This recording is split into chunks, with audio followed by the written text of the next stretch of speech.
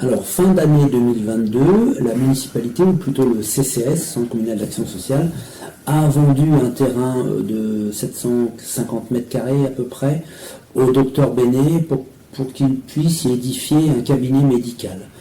Les actes notariés étant faits, monsieur et madame Bénet sont propriétaires maintenant du terrain. Ils vont lancer la construction de leur cabinet médical qui pourra accueillir 6 professionnels de santé. Maintenant, c'est entre leurs mains et les mains de leurs constructeurs. Nous n'avons plus à intervenir là-dessus. Par contre, on espère bien sûr que le cabinet soit fini fin décembre, fin 2023 ou début 2024.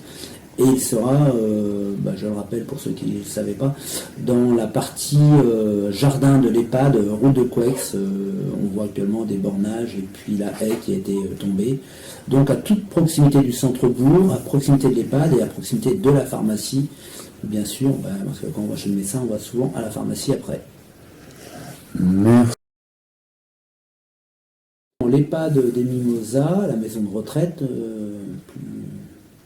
populairement appelée, date pour la partie la plus ancienne de 1974. Même si les résidents, et j'y vais relativement souvent, mangent très bien, dorment très bien, les conditions de travail pour les agents ne sont pas l'idéal, les normes de sécurité sont de plus en plus drastiques et on sait et on a l'obligation de repenser à une rénovation. Alors est-ce que c'est une rénovation complète, partielle reconstruction ou reconstruction totale?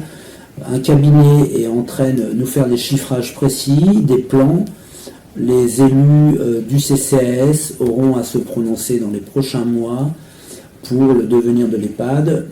Les travaux seront financés via des subventions et des fonds propres et un emprunt.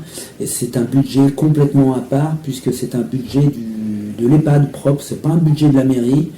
Donc s'il y a un emprunt, ça ne sera pas la mairie qui emprunte. Ça n'empêchera pas de faire d'autres investissements pour la mairie. Voilà, c'est le principe, c'est pas le principe de comme qui est, mais voilà.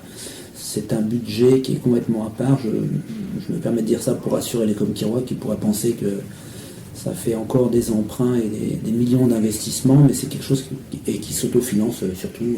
Voilà. Merci.